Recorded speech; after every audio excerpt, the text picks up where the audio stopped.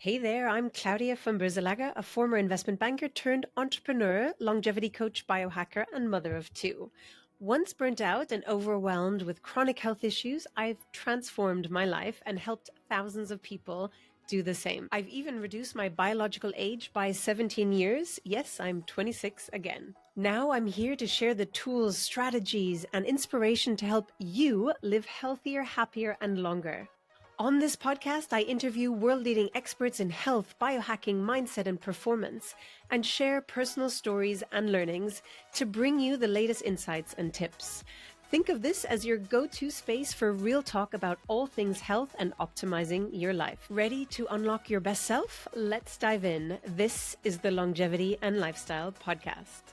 Hello, dearest ladies and gentlemen. I'm your host, Claudia von Boeselager here. You know I love bringing you the best insights for a longer, healthier, more vibrant life. That's why I'm thrilled to share a recent conversation I had on the Gladden Longevity podcast with the brilliant Dr. Jeffrey Gladden, now available here on the Longevity and Lifestyle Podcast. We went deep into some seriously hot topics, and I know you'll want to hear them. One was around how your environment is your longevity lab.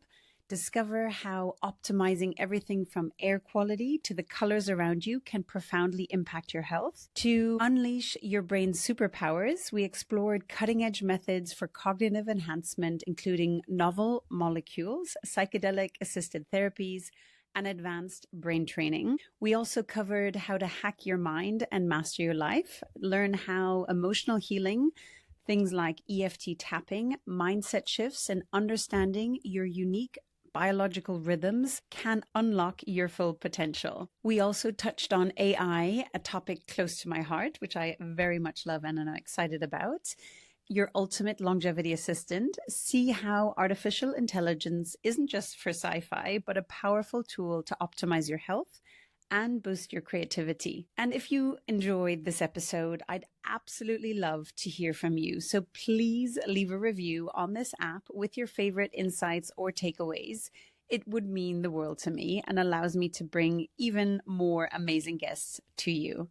Please enjoy this episode. Welcome to the Gladden Longevity Podcast with Dr. Jeffrey Gladden, where our passion is helping you to become an age hacker. On this show, we want to help you optimize your life energy, longevity, health, and human performance with impactful and actionable information by answering 4 questions. How good can we be? How do we make 100 the new 30? How do we live well beyond 120? And how do we live young for a lifetime? Now, here's today's episode of the Gladden Longevity Podcast. Welcome, everybody, to this edition of the Gladden Longevity Podcast. I'm your host, Dr. Jeffrey Gladden. And as always, we're here answering the biggest questions we can think of, which is how good can we be? How do we make 100 the new 30? How do we live well beyond 120? How do we live young for a lifetime? And how do we actually create a 300/3,000-year-old mind? And today, I'm going to be interviewing Claudia von Boeselager. I know that's a mouthful. She's going to be speaking to us from London, England. She has a really interesting background in finance and has transitioned into the longevity space. She's a multiple business owner and is really passionate about creating environments that facilitate people living well. And I think you're really going to enjoy this conversation. I really did. We go down several different rabbit holes that I think you're going to find really interesting. So enjoy this podcast. Welcome, everybody, to this edition of the Gladden Longevity Podcast. I'm your host, Dr. Jeffrey Gladden. And today we are going to be going on a journey that I find incredibly interesting, which really has to do with architecting the environments we reside in to actually help support the mission of longevity. It crosses over to several different things, but we have Claudia von Boeselager. I hope I didn't mess that up too badly. It's a tricky name, I know. Yeah, pretty close. And she's working with a company called Lumera that's we're excited to hear more about. So, Claudia, welcome to the show.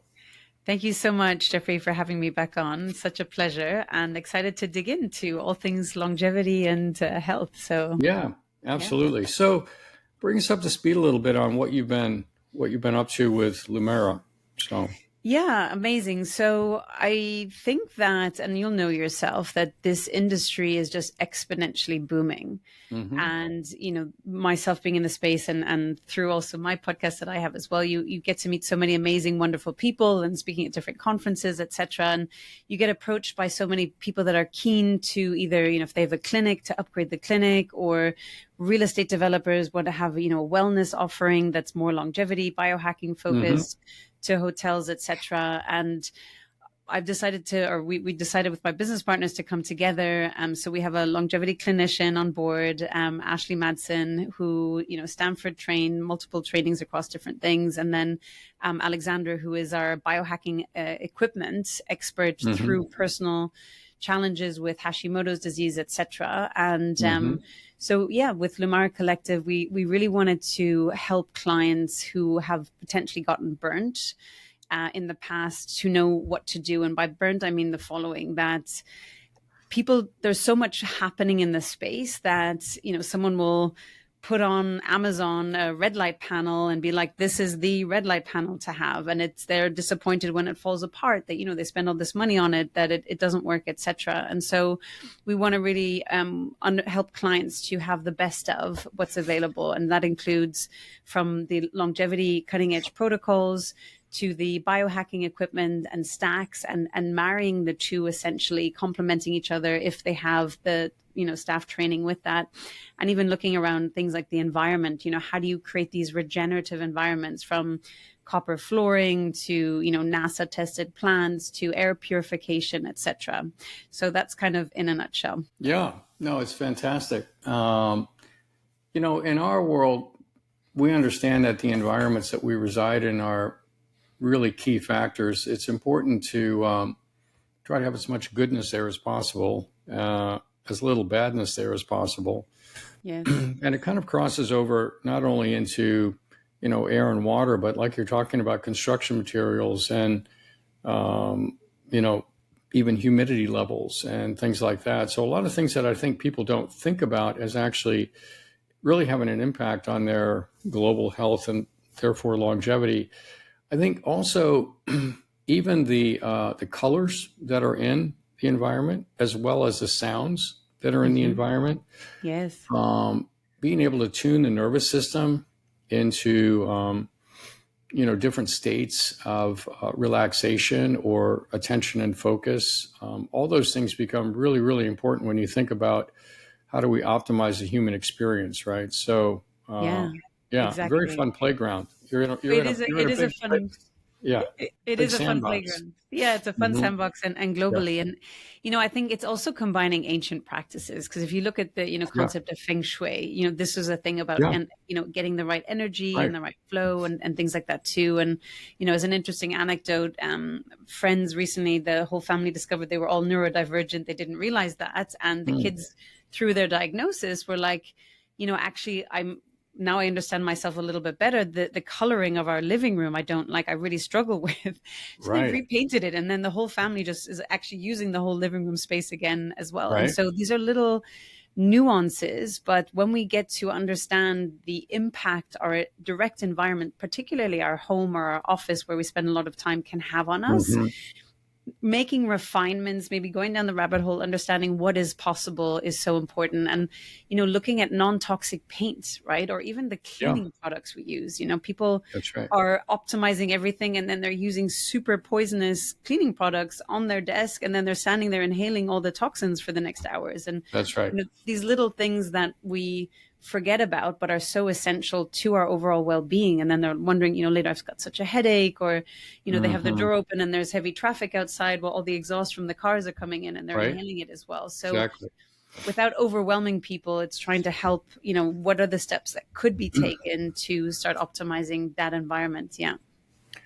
I was seeing some really interesting data on forest bathing, Mm. which essentially means going out and spending some time in the forest. And I think it was in Japan they were doing this, and it was people were going out for like 3 or 4 hours at a time, and it was having a dramatic impact on their heart rate variability, their sense of stress, their sense of life satisfaction for the next week, actually. which is really interesting too. So it's really, I think, important to think about the fact that each of us lives in multiple environments, right? We live at home, we live at the office, but then we also live on business travel, we live on vacation, and we also live in sort of a recreational space, right? When we get out and we do the thing that we enjoy doing outside. And I think being able to kind of be intentional about each of those and understanding the interplay between them can be super helpful, right? Yeah. There was an interesting study also that I saw that they were measuring stem cell release in monks that were meditating, and they would put themselves into a theta state, right? A theta brainwave state, which is a deep meditative state. It's just above delta, which would be sleep. So it's in that hypnagogic state or pre-sleep state, but it's a very deep and profound meditative state. And they were noticing that there was a 40% increase in stem cell release into the body, correct, right? To heal whatever was going on, right? So when we're talking about, we talk about, well, we're going to go to stem cell therapy and exosomes and all these other kinds of things. In many ways, we sort of need those things because the environment we put ourselves into is very toxic, and it can be toxic in many ways, So anyway, it's kind of cool. I think the more you can bring, in some sense, the outside inside, Yes. I think the better people feel, the fresher the air is, the more tranquil the paints are, the smells that are there, all that kind of thing. So I don't know if I'm sure that's something you guys are factoring in. Yeah, exactly. But I love what you picked up there. And I think that's so important for people to realize, and in the Western society, we've been brainwashed to believe that we need something external. We need a pill, or we need, some external help to solve a problem, right? That we have, or whatever it might be. And that exactly goes to show that instead, it's like, why not train or, incorporate a practice where you are training your delta brainwave states, right? And theta brainwave states, even going into alphas is super helpful as well. Yeah. Instead of looking for external modalities, and why not sort of looking at your schedule and knowing, okay, I need to be in the office this amount of hours, and I have then the EMF exposure and all the things going on. But let me carve out maybe, if you live near a beach, maybe on the way home, I'll just walk for 10, 15 minutes on the beach and then, rebalance myself and get that beautiful, magnesium in the air and that calming effect of being by the sea. And so it's trying to figure out, how can you incorporate these little nuggets of goodness to recalibrate and allow your system to be in that beautiful homeostasis state that it wants to be, and less affected by all the different insults, essentially, all the different factors that are happening on a regular basis to it. So, yeah. It makes you wonder if we could move predominantly from oasis to oasis to oasis, right? Like we're here in the office, create this as an oasis, with plants and oxygen being released and CO2 being taken out, things like that. You get in your car, maybe there's a way to architect a car that's more of an oasis, right? Or then you get home. Your business model. Right. Well, yeah, right. And probably not an electric vehicle with all the EMF, right? So there are many, many interesting things here. But then you go into your home, then you go into your garage for that matter, right? And kind of looking at it all through the lens of how would we optimize this with kind of an oasis mindset. And then there are places where you do want to be excited. You do want to be, whatever. It's not about being calm. It's about being, whatever. Being able to step into those as well. So there's almost a journey that each of us goes on in the course of a day. It could almost be mapped out as a roadmap of what does anybody go through in the course of a day, right? And how do you architect each of those things, including the bedroom, your sleep, your 100%, exactly. So, when your optimal time is to, set yourself up, like have some sort of morning practice, right? Which we know is so essential to when are you able to access best flow state for that creative work. So you can really be in your zone of genius and make something amazing versus the more administrative, the phone calls and the emails and whatever else you need to do in the other part of the day. And so I think the more we're able to structure that, it's phenomenal. And one area I'm also very passionate about is, how do you kind of biohack around the female biorhythm and helping women actually understand that, we're not little men. And, while men have the 24-hour testosterone cycle, women have a 28 on average day cycle. And we're 4 different people in the space of a month. And so if you know what superpowers you have at different phases of the month, utilizing them versus trying to fit in. And I'm speaking as someone who began a career in investment banking at Goldman Sachs, where it's a very male dominated environment. And That's sometimes you right. could, keep up and perform. And other times you're just like, oh my God, I'm so overwhelmed. It's 4 a.m. and I still haven't finished what's going on. So Right. I've learned a lot since then. Yeah, absolutely. I think that's a really wonderful thing to bring forward, because, women, you could say they go through 4 different personalities in the course of a month, hormonally based. Men go through changes as well, not as predictable in some ways, right? And so, but the point is, I think if you have the ability to architect your cycle, so where the things that are going to be supportive to you at this portion of the cycle, or things that you're going to want to expand into at this portion of your cycle, that's a really cool thing. I don't know if anybody's actually sitting down and mapping that out with women, right? I think that would be like a really cool consultative idea, right? Yeah, Like, thank you. I have a podcast episode on it. If women out there cool. want to check it out, feel free to reach out to me, and very happy to dive in. Yeah. Especially someone who's been in the corporate world, I'd love it, and I'd love more team leaders to be more aware of this and how they can use it to their advantage as well. Yeah. But I also think looking at it a bit more of a meta level, so for men and women, is also like, how do you want to map out your year? And looking at almost at that phase, right? So like, what are ideal downtime? So maybe if you have kids, that you've got your summer vacation or certain like vacation periods, and maybe those are times to be more present, to reset, maybe to plan, maybe, you wanted to spend time writing a book or something where you wanted to take out from that sort of day to day. And then other times when, you're full force, maybe you come back after your vacation and you're like, all your ideas, you want to get going. And looking at that sort of longer period of time over a 12-month period, of how do you map out your year to have the things to look forward to and those different rhythms in there, so that you can go and then you can have the, rest and relaxation, but also creativity times as well. And so that's a concept that I've been, thinking more and more about, and how could that be used for people to structure a life of their dreams, that they're being at their best self, also on an annual basis, essentially.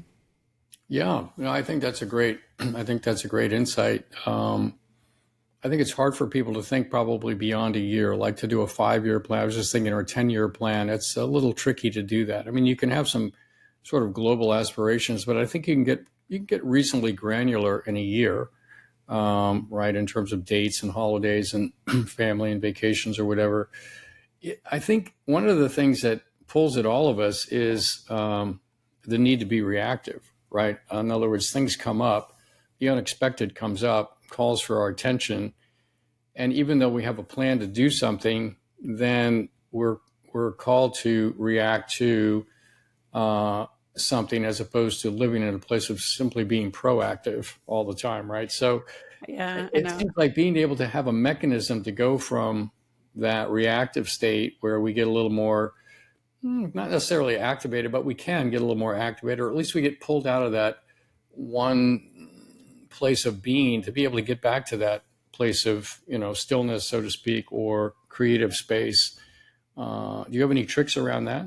I do, and I walk my coaching clients through these as well. So first of all, I help people get very clear on their why, right? That true north blueprint, because I feel like many of us say yes to so many things because we're not 100% sure exactly what it is that we're trying to get to and what our purpose is. And so, obviously first piece is the mindset, but then looking at that true north blueprint. And then as the next step, it's also looking at what is the way to say no to the things that are not in our alignment. And there's a few different analogies that I love, right? So, things will always come up, right? But if you look at something, and this is besides an emergency, a sick child or something like this, but Sure. a last minute thing, or like, hey, we're going here. Do you want to come, or come to this event, etc. And so, for one of them is like, if there isn't a 7 out of 10, you only have an 8, 9, and 10 out of 10, or a 6 and below. If it isn't an 8, 9, and 10, or 10 out of 10, it's a no, right? So you need to prioritize your time and know that you only want the things that are, you're like, wow, I'd love to be there. If it's an okay, it's a no, because you're deprioritizing yourself, your time, your creativity, your family, or whatever it is as well. Or also, if you get an invitation 6 months out, and I think, myself included, but also clients are like, oh, but if it's in half a year, it's so hard to judge. And I'm like, oh, of course I'll have time then. But what I love to say is that you know how busy you're going to be next week. So look at next week, Tuesday. And if you would be able to schedule in next week, Tuesday, and then you can say yes for 6 months out. But if you know that there's absolutely no way that you'll have time next week, Tuesday, then it's a no. And so by freeing up that time and having just those core components as much as possible in your calendar, when these curveballs sometimes do come up, you have a little bit more wiggle room to shuffle things around versus having that jam-packed schedule. And Jeffrey, like, I'm coming from the person who said yes to everything in my 20s and would sometimes even, embarrassingly be at 3 events in one evening, and everyone's angry at me because I came late to one and then I was leaving early and all the rest of it too, just because I couldn't say no because I was saying yes to everything, and to the detriment of things now. And, if I go to events now, like, my favorite thing is to connect deeply with one, maybe 2 people. And the previous me would be, I need to say hi to everybody and connect as well. I'm exhausted. I haven't had any deep, meaningful conversations. And I think with age and wisdom, it's sort of changed perspectives as well. So I think having that clarity and taking the time to figure out what is that true north blueprint for you makes it easier to say no to things and have more time in your schedule. So then when things do come up, you then have the tools to say, is this something, okay, emergency aside, right? But is this something that I want to do or not? And if it's aligned with my mission and what I want to do, then I'll schedule it in and I'll make time for it. Yeah, I think that's really wise, and I think some of the greatest life satisfaction comes in the deepest connections, right? Yes. So whenever there's an opportunity to make a deep connection as opposed to a superficial connection, that's probably a bit of a bellwether as well, right? I think the other thing is, I was thinking as you were speaking, was 6 months out, sometimes there are things that come up that you might not be able to fit into next Tuesday, but they align with a bigger direction that you're trying to go. And it's like you make the commitment to that because it's like, I don't exactly see how that's going to work right now, but it feels like I'm aligned with the direction that that's taking me, and I'm going to commit to that, right? Kind of thing. So yeah, no, 100%. Yeah, no, and at the end of the day, and this is something I've been working on over the last years, because I used to be very cerebral and not very connected to intuition and gut instinct. If it feels right, then trust that. And, you never know what will unfold as well, but it's a little bit more that analytical, like, does this 100% make sense? It's like, no, it feels right. It's something that would bring me joy. So I'm going to say yes to it, and let's see what happens. So, yeah. I think that's another really key piece is, I think we've all, particularly people that have come through any professional track, if we tend to intellectualize life, because it's a skill set that we use at work. And so we tend to think that it's transferable into every area of life, whether it's a relationship or an athletic event or we want to participate in or whatever. I think the idea, though, of feeling into things, and certain personality types, I guess if you look at Myers-Briggs, are more feeling into things than others. But nonetheless, I think feeling into things and almost using your body's response and your nervous system response to something, because you can think you want to do something, but if there's still a little knot in your stomach, then it's not excitement, but it's actually dread. Then being able to sniff that out, can save you a lot of heartburn. 100%. Right? And I get people asking, how do you tune into that as well? And I think one is just pausing, first of all, because we're all like go, right? So just pausing a second, breathing into it and thinking, do I feel energized from the idea, or do I feel like heavy alone, and just just checking into that. And the more you check in, the more you get used to checking into it as well. And then just trusting the outcome, right? You can overanalyze and you'll never really know, but I think that's a helpful tool. It's interesting to me that my intuition is almost never wrong. Right? It's almost never wrong. Like sometimes I'll override it. And then at the end of something, I realize I had it right in the first place. Right? You want to share an example, Jeffrey, with the audience? Oh, well, there've been a lot of people I've dated in the course of my life where it's like there was a premonition that this wasn't the right thing, but it's like, oh, there's so many nice things here or whatever. Yeah. But in the end, it was always the thing that I knew right up front that kind of, right? Yeah, but I So, guess those are life experiences as well, right? And I've yeah. also learned personally a bit more like, compassion and forgiveness of self. Like we're not perfect all Oh, the for time. sure. Oh, Yeah, for sure. Yeah. yeah. Yeah. There is no self-flagellation here. I think I got over that a long time ago. I used to be really hard on myself Hmm.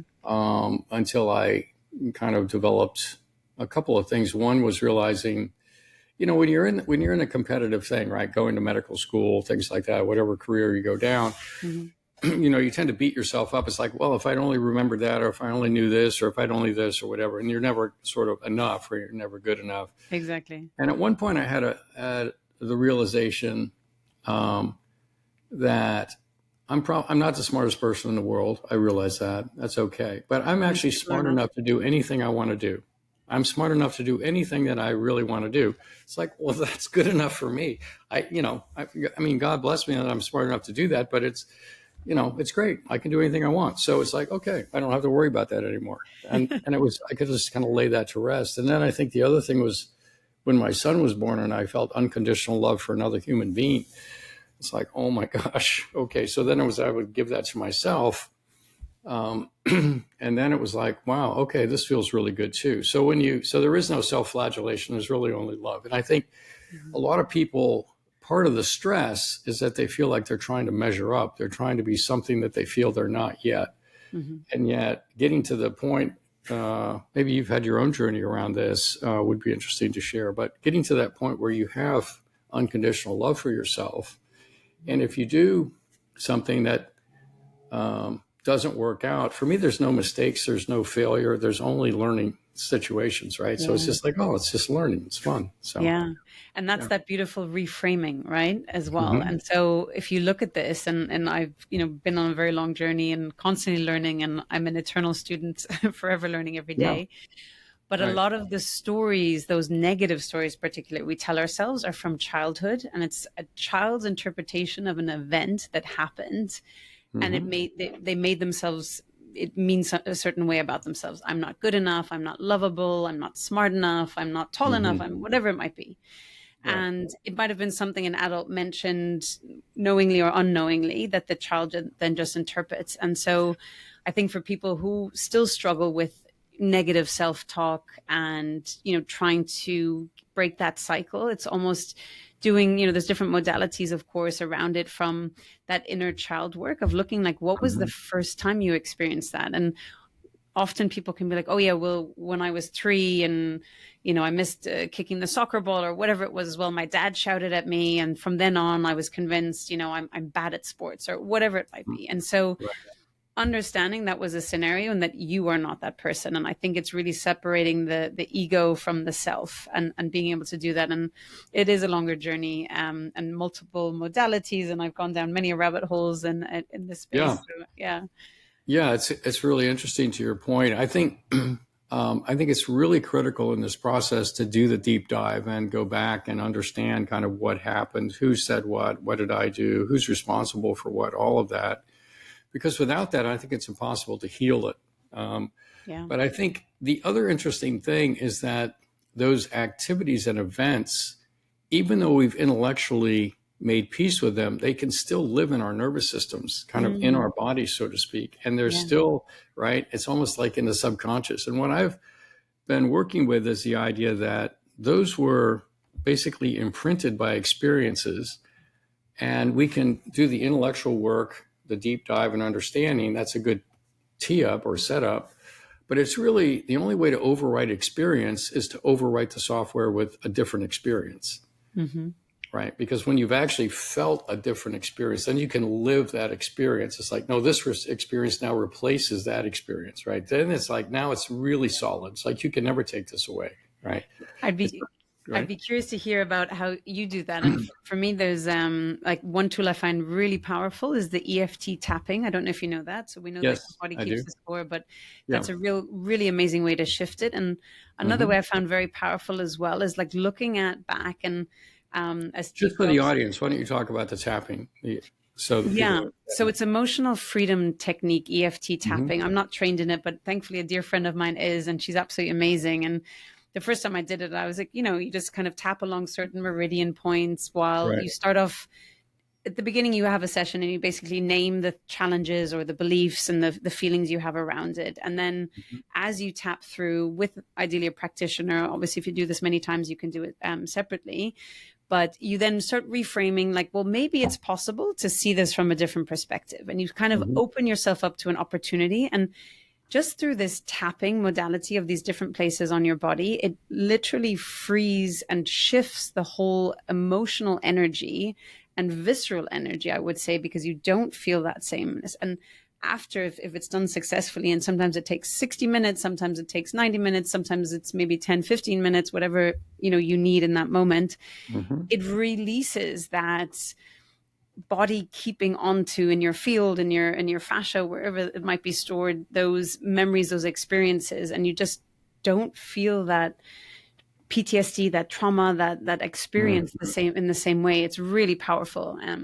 But I've even done like hypnotherapy. I've done past life regression. Even I've done Right. psychedelic stuff as well. So Yeah. I've tried different modalities, and I'm super curious, as I've mentioned, and super keen. And especially when there's amazing science behind some of these modalities, I think it's so empowering for people suffering from different things to try it. This episode is brought to you by Prolon. We all know fasting has powerful health benefits, but it's not always easy to stick with. That's where Prolon comes in. Prolon is the first and only patented nutrition program that supports longevity through cellular rejuvenation. Backed by science, it's been shown to support healthy cardiometabolic markers. Fasting isn't just about weight loss. It's about resetting your system and setting your health journey up for success. That's why I love Prolon. With their fasting mimicking diet, I can eat while fasting, so my body stays nourished while still getting the full benefits of a prolonged fast and more. And now with Prolon's Next Gen program, it's even easier.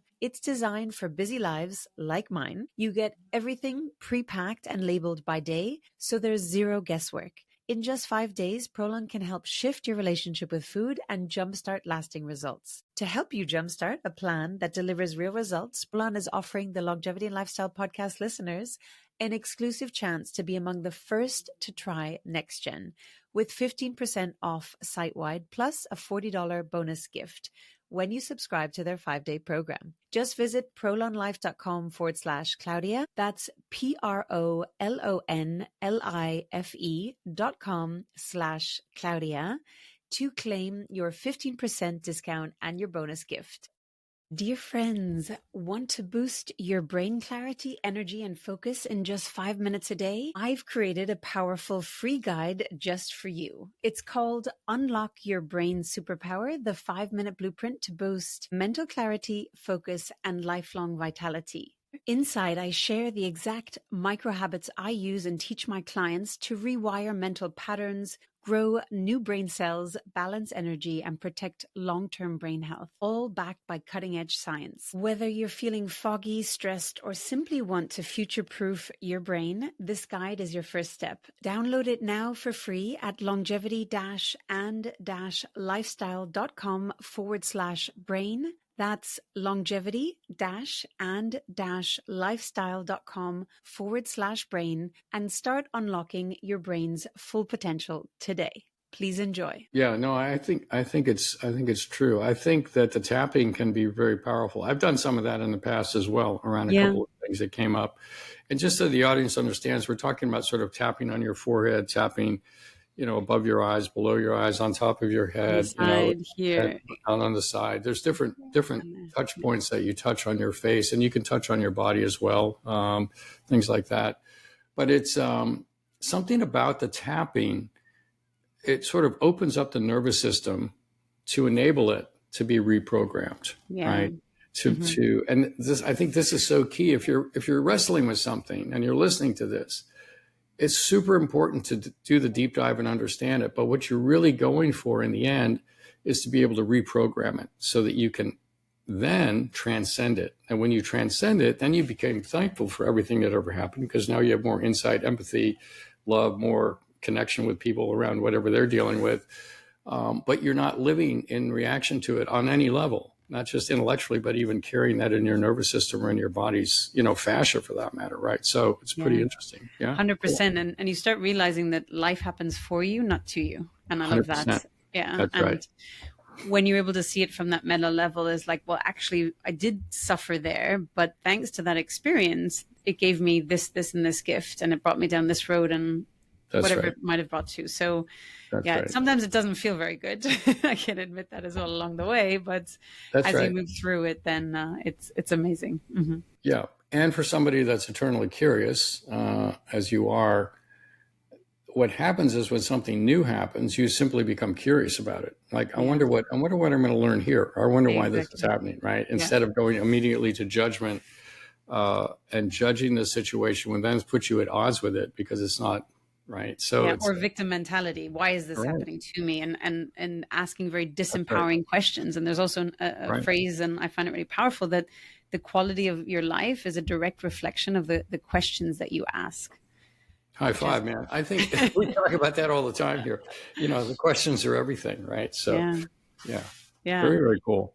And so reframing it and asking better questions. So like, why is this happening to me? No, like, what am I supposed to learn here? Or like, what is the gift in this situation? That's right. And then it switches already the mind and the field. Mm-hmm. So what are the questions you're asking currently? Ooh, good question. No pun intended. I think for me, the Joseph Campbell's hero's journey, and I don't know if your audience is familiar with this, right? Yeah.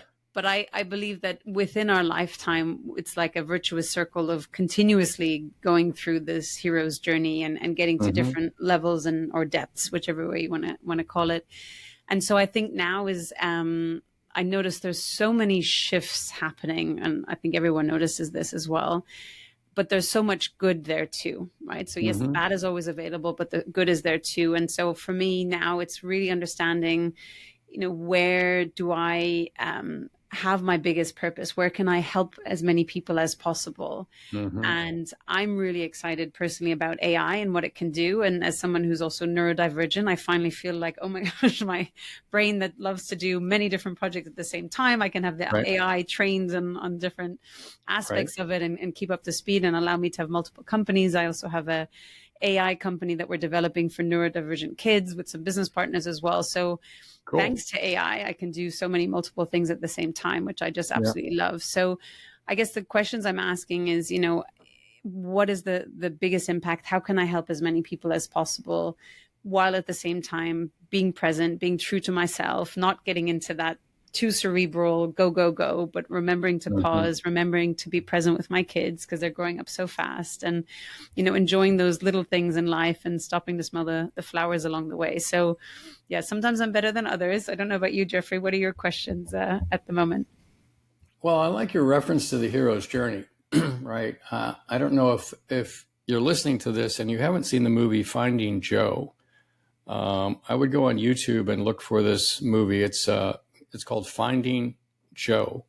I watched it. I tend to watch everything at like 2x, but I watched the movie at a fairly fast pace. But it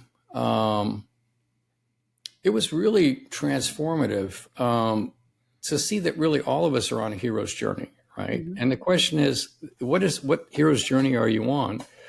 And I think the premise for me has become the unencumbered full expression of Jeff Gladden, right? The unencumbered full expression of Jeff Gladden. So what's the unencumbering? Well, it's really unencumbering myself from things that I've been living in reaction to, right? So that I've healed and transcended those, right? And so that's part of the hero's journey. And then the fully expressed portion is actually, once you're unencumbered, then it's like, oh, well, okay. Well, maybe we'll do this, or maybe we'll do that. I've always had an interest in this or that, right? And some of the realizations I've had recently spiritually have been that when you get to a place where you feel unencumbered, right, and you feel empowered, and if you've been following some of the quantum chips, which if you're in the AI space, you've probably been following work with the Maharaja chip and the Willow chip and what they're discovering about the nature of the universe, right? I mean, it's unbelievable. Like there's a code behind the code. It's a Maybe you can recursive share more code. for people who haven't heard about this. Yeah, Yeah, so it's maybe the basically, person I am about it. Uh-huh. right, in quantum physics, basically, we talk about that you can never sort of stop energy completely, right? Even at absolute zero, there's still, in the quantum field, there are particles that are coming in and out of existence, and there's an energy at that field. And when you also realize that things are not really defined until they're quote unquote observed, or until they're collapse into an actual reality, then you start to realize, oh, and when you've had spiritual experiences, when you realize that consciousness is pure love, and now physics is telling us that consciousness actually predates the universe, as opposed to the universe giving rise to consciousness, right? All that's coming, all that's being, if you want to go down the rabbit hole on this, it's all there, really. It's very, very cool.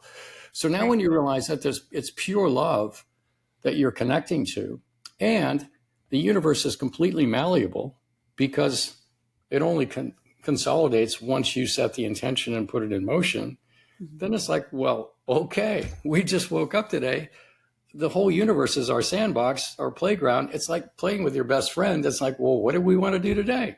And it's like, it changes your life completely. All of a sudden you realize you're here really from my place, from a loving place to create joy. And that's my purpose in life. Because I think that's actually the meaning of life is from what does love love to do? It loves to create. And what's the feedback loop on creation is joy. So when you walk into every situation, like when I was meditating this morning, it's like, what do I want to do? Well, I want to have loving conversations that create joy all day long with everybody I come in contact with, right? Beautiful. Yeah, so when you do that, then you realize that you have the ability to create in every moment, whether it's ordering a sandwich or whether it's having a podcast or whether it's talking to a client or, whatever it is, right? So anyway, that's kind of how I think about it. I love it. Yeah. And I think that also coming back to that AI analogy as well, people are like fearful of AI, but if you see it as a tool to enable creativity, to enable That's you right. to step into your best self. Yes, there are challenges, etc. I'm not denying all of that, but I think figuring out what you need to be that best version of yourself, to be in that creative flow, your zone of genius, more often than not during your days is magical. That's right. I agree. Yeah, I've come to see AI really as an incredible, it's an incredible tool. I tend to characterize it as my unbelievably smart assistant, right? Like if I want to go down a rabbit hole, it's like, well, tell me more about this, right? And you tell it what you want and you learn how to prompt accordingly. And then it's like, oh my gosh, yeah, that's great. So I know I have a funny analogy for you though, Jeff, that essentially it starts out as your super smart colleague that has like really good points, and that's good as well. But if you start working on like larger documents or larger context and things like that too, it becomes like your colleague with ADHD because it's like randomly throwing stuff in and it's like, where did this come from? It's like, oh yeah, you're right. And forgetting other things as well. And then at some point it becomes a person with dementia because it's like completely leaving out like a chapter or a major part as well. So it's like these transitions of it too. So it still is not perfect as none of us. No, it's not perfect. No, that's right. I tend to use it for shorter sequenced scenarios, not trying to like put together a whole system with it yet, but yeah. And then one thing I love as a little tip is using one AI against the other. It's really funny because then I ask another AI model, like, what do you think of this? And get feedback and feed the other. I'm like, oh, wow, that's amazing feedback. And then I'll ask another one as well. And so just kind of bounce around as well. And it's interesting also speaking with friends who have college student aged kids. Yeah. And, where there's a little bit more of a risk, because I feel like we've lived pre-AI, right? And having, the sovereignty to think of things, think of ideas, work through concepts, and understand that AI is a tool to bounce off our ideas. But, speaking to these friends are like, my daughter feels that it's her idea that she puts into GPT, but GPT writes everything, and that's fine because it was her prompt. So that was enough to qualify it. And so that's a little bit scary because I feel like we still have that ability to gauge, does this actually make sense? No, this is total nonsense. Actually, let's tweak it again or reiterate. Whereas I think there's going to be a generation that is just blindly going to believe that whatever's said is said and it's done. That's right. So, yeah. No, that's a good point. I was at dinner the other night with some people that had started a company actually to train this generation critical thinking skills, because they felt as AI was on the rise, critical thinking skills were actually going down, to your point. Yeah. People are not able to evaluate it and actually realize that this may not be correct, right? So, yeah, That's excellent. it's fascinating. I think the other thing that's interesting is, and this sort of plays into what we're talking about, is the future of the world when AI is starting to replace more and more jobs, right? Mm, And people end up with a question of meaning. yes. And so some of the conversations we're having about not living in reaction to these traumas that we've experienced, going back and being able to heal those, I think becomes a critical part of adapting to a world where AI is able to do many things. Because I think we'll have a clearer sense of purpose even in that scenario, right? Whereas if we're kind of on tilt and we're thinking we have to do this, and if we don't do that, we don't have value and we're not lovable and all these kinds of things. If we're actually free to know we are lovable and we are valuable, it doesn't really matter what's going on. You see, it gives us more latitude to be able to adapt. I agree with you 1,000%. And I think that's a really, really important point, Jeff, that people really need to understand the importance of doing the so-called shadow work, right? Like dealing with those limiting beliefs, that maybe trauma that from the past. Like we cannot run away from that because it is keeping you trapped essentially. Yep. And if you can work through that, as painful as that can be, you can then step into a higher version of yourself where typically you will be free to live your purpose, to genuinely be able to want to make a bigger impact in the world, helping other people. So your why is more than just about you. It's about a bigger sense of purpose and community. And That's then right. you're in that creative genius space where the AI is just a tool for you, That's right. but you're inventing and you're creating, etc., versus being in that more limited way of thinking and being. So yeah, I think that's a really important point. Mm-hmm. Yeah. Yeah, I think it gives me great optimism for the future, right? Because it's something that nobody can take away from you, right? Yes. It's something that's yours. It's you. Yeah. Very, very cool. So what are the questions that you're asking with the company right now? Yeah, I think it's trying to help people understand the benefits and realizing how much. Obviously, we're drinking the same Kool-Aid. We're in the health optimization, longevity space. We know it. We've read the science. We know that this is, has Right. legs to it. Whereas, speaking to some people who want to get into longevity medicine, that want to have clinics, they're like, but is this really true? Is this really going to make a difference? And so realizing that some people are just so far outside of it still. And it's that education piece and trying to communicate in a way that people can really understand. That's more from a business perspective, but from an individual person perspective as well, I think it's giving people back hope.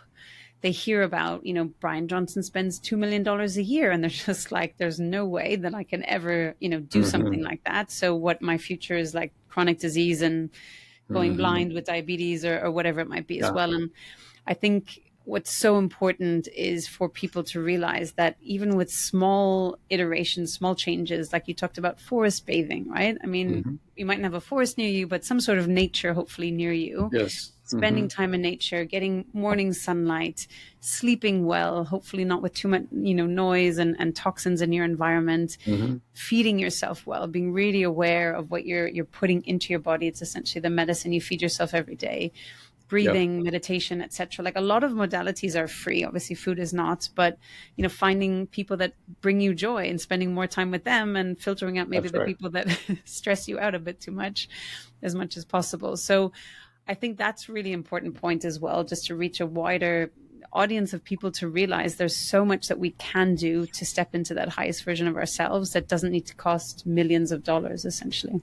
Yeah, I think that's right. I think that's exactly right. It's interesting to us that we do end up doing a personality profile on everybody that we work with. Amazing. It's called a culture index. And it basically gives us an idea of who that person's personality is kind of in its best native state as it consolidated about age 12, combination of nature and nurture, right? Like, who is this person? And then the second portion of it is actually looking to see who they're asking themselves to be at their work or in their job or as whatever they perceive as their life's tasks. And we also measure psychic energy units in terms of how much psychic energy do you have to flex out of your sweet spot, so to speak, into being something other than your sweet spot. And it's really interesting because there can be a tremendous amount of inherent stress in trying to flex out too far. And different people have different amounts of psychic energy that they can spend, and other people have very little.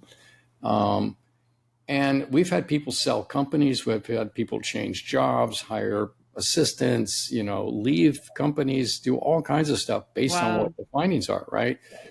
And it's really interesting. I think when you think about toxicity in your life, one of the toxins that we have is this concept of trying to force ourselves into a job or into a situation that's not really a good fit.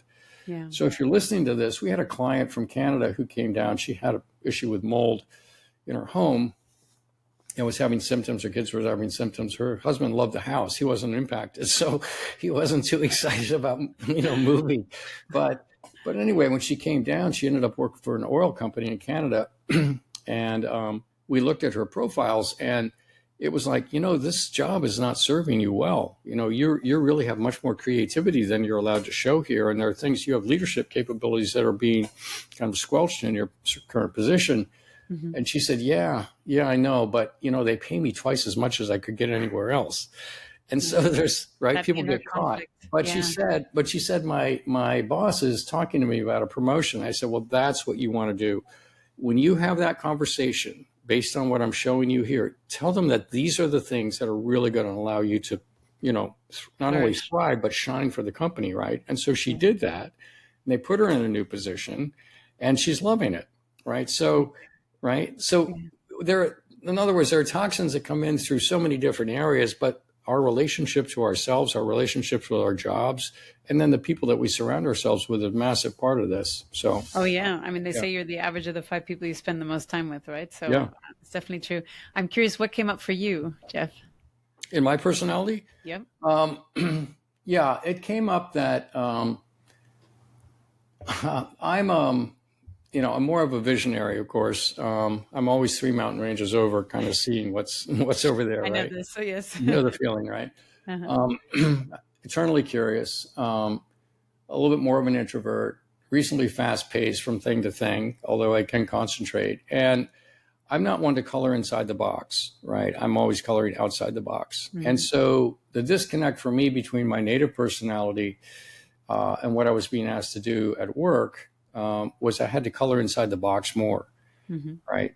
Because of medicine, because of licensure, because of, different things that you have to take into consideration.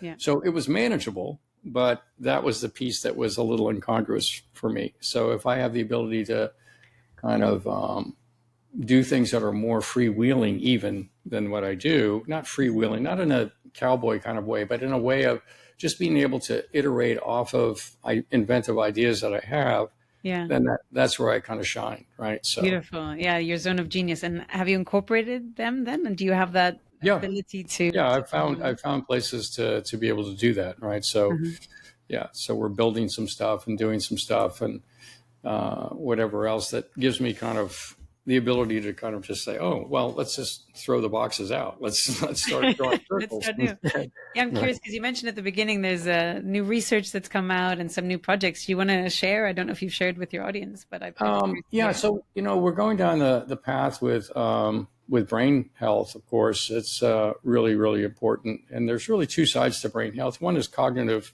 impairment or cognitive ability. Yeah. And so with that, we've gotten a hold of a new molecule called TB006, which is an anti-galectin-3 antibody. It's a monoclonal antibody that binds up galectin in the brain, which is kind of a pro-inflammatory mediator in the brain, and seems to be present in almost all neurodegenerative disorders, right? So being able to bind that up, particularly if you do it in conjunction with other modalities that we have available to us, like hormone optimization, thyroid, genetics understanding, reprogramming the brain with transcranial magnetic stimulation, different nootropics, peptides, stem cells, all the different things that can go into actually rebuilding a brain. But when you use this molecule, even for people with early cognitive decline, you can get like a 250% increase in cognitive ability over what they would have had, right? So Yeah. Big So number. it's pretty dramatic. And so we're super excited about that. I mean, I think all of us are interested to maintain our brains. 100%. The other part of it that's really interesting is, the whole idea of psychedelic assisted therapies as being ways to go in and help reprogram, right? So tapping, we talked about that as one modality. There are other people with severe PTSD and others, people coming out of the military, people coming out of fairly horrific life experiences. And sometimes using these psychedelic assisted therapies, whether they're DMT based or psilocybin based or MDMA based, can actually really have a transformative impact for people where they can rewrite the software in a matter of 5 hours. They can do what 15 years of therapy wouldn't do, right? And so It's amazing. that's super exciting too, because when you think about freeing people up to be their unencumbered selves, and then you think about giving them cognitive ability, it's a very exciting. I love it. I mean, these are speaking to my heart 100%. As you may recall, my mother suffers with dementia, and obviously knowing now what I know, we missed early signs that could have got her back on the right track. And in January 2020, she had a very bad fall, major head trauma, bleeding in the brain, etc. And now she's late stage dementia. I mean, she can't walk anymore. She hardly speaks, but every now and then a moment of clarity, which obviously brings us joy. But it's really, my big why. And I've gone down many a rabbit hole with understanding different neuroscience methodologies as well. So I'm super big fan of brain training. I don't know if you've come across the Neurovisor, which is the pulsating light with sound. Yep, I've seen it. Yeah, we've been using BrainTap for a number of years, which is photobiomodulation and auditory things. And I know there are new ones out there. I've tried one that was actually a little too much for me, the way it was programmed. But you can adjust the light, right? Yeah, exactly. Somebody just stopped me and said, "Here, try this." I was like, "Oh, okay." But I know it's quite intense. I did the first one I did was full as well. But what's really fascinating is that out of MIT last year was research around pulsating light, that it was actually shown to clear amyloid plaque. And it's that brain fitness training. So I also have a BrainTap device, but there you train one brainwave state, like the alpha or the theta, whereas the with the pulsating light, because it's random, it's constantly forcing your brain to train itself. So it's really like a mental exercise. And I don't know if you've come across the founder, Garnet Dupuy, who's 76 years old, I believe, and like sharp as a laser. He's unbelievable. So I was like, okay, definitely good sign. So for the audience, what's the name of the device again? It's called the Neurovisor, and Visor is VIZR, Neurovisor. And essentially you have just a headband on. It has a panel that's a certain distance from you. And from your eyes. You can flip, it's magnetic, so you can flick it off if you're, find it too much. I've had my mother with her dementia. My 86-year-old father's had it on. I obviously put down the light. I like to go a bit hardcore. You can stack it with multiple like gamma training and different brainwave training as well. And then you have obviously the sound that goes with it that encompasses it too. And you could even stack it with a vibroacoustic chair. So you have the vibration through the body as well if you want to go all out with it too. Yeah. No, that's very cool. Yeah, so the binaural beats also entrain the brain into different states as well. So that's very cool. Yeah, I love all this. And there's also sound frequencies that have been shown to decrease amyloid. I forget the exact frequency it is, but I think I want to say it's a low frequency, like about 40 hertz or 40 something. hertz, 40 hertz. I believe there was research out of Korea. I was writing about that actually recently. In my newsletter. So people can sit in these chairs with the vibration of 40 hertz. Its sound is more than just what you hear, right? So they were sitting in these chairs with 40 hertz and hearing it and also feeling it and having improvement. So I love the idea of stacking all these things together, right? So now you're doing it with nootropics, you're doing it with peptides, you're doing it with, other things, right? And like the stem cell drip. Yeah, exactly. That's right. And you boosted your NAD levels ahead of time. So exactly. Yeah. Well, I commend Texas for their recent funding for the ibogaine research, which I think is phenomenal. I've had Talia Eisenberg on my podcast, who has the Beyond Ibogaine Clinic in Mexico, which sees like tons and tons of veterans, thankfully, that come through there. But, such amazing scientific research out of Stanford and Johns Hopkins around this Benjamin Button effect, that within one dosage that people are reversing their brain aging by 1.5 years biologically, which is just absolutely amazing because of the neuroplasticity effect. So I think ibogaine is a very interesting molecule, which has been around for hundreds of years, but not studied from Western scientific point of view as well. So yeah, I think it's really powerful. Yeah, these things are very powerful. The increase in BDNF seems to be pretty characteristic of this whole space. Psilocybin does a similar thing. DMT has an impact this way. So brain-derived neurotrophic factor is a way that you basically build new synapses, make your neurons more robust, et cetera. So it is interesting to think about. I've always wondered, how smart would we be if we actually got fully optimized, right? And how much fun would that be, right? So, we all get along, but I think we could all get along a little better is kind of how I feel about it. So I wonder though about that if you just become so hyper able and capable, could you sit down with your old friends at a table and just listen to them banter on about some I can't do that topics? now. I can't do that now. So, but I can sit down. I can sit down with them and engage with them. It's not so much about that. I think, part of the beauty of this journey, this hero's journey, becoming unencumbered and fully expressed, is that you lose judgment. You just end up with compassion for everyone. And so you just want to connect with everyone. There isn't really judgment. But being able to go either into a circle of people where you're able to communicate at that level, or, just create on your own is super cool. But it's fun to find people you can actually, kind of go like this with. Connect with, yeah. Right. So it's fun. I agree. Yeah. Beautiful. Cool. Awesome. Well, Claudia, it's been wonderful chatting with you. You too, Jeff. Thank you so much for having me. Absolutely. Yeah, we should do it more often. Yeah, sure. So, beautiful. All right. Amazing. Thank you so much. Thank you for listening to this week's episode of the Gladden Longevity Podcast. If you would like more information on what we've discussed or other topics, please reference the show notes or go to gladdenlongevitypodcast.com. You can also find us on Instagram, Facebook, and Twitter by searching Gladden Longevity. If you've enjoyed this podcast, please subscribe to get future episodes delivered to you and share our podcast or this episode with someone in your life that you may find benefit. Thank you for listening. We'll be back next week with another exciting episode.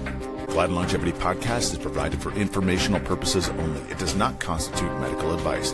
This content is not intended to be a substitute for professional medical advice, diagnosis, or treatment. Always seek the advice of a physician or other qualified health provider with any questions you may have regarding a medical condition. The use of any information and materials linked to this podcast is at the listener's own risk. Hi everyone, it's Claudia again. Before you take off, would you like to get a short email from me to you several times a month with top tips, insights, and strategies to help optimize your life, health, and business? This could be interesting posts or articles I've read on life and longevity optimization, cool biohacking or lifestyle products that I've discovered, and other fun things to help you be at your best. It's a very short piece of inspiration for you, so if you want to receive it, check it out by going to llinsider.com. That's llinsider.com and leave your email to get the next one.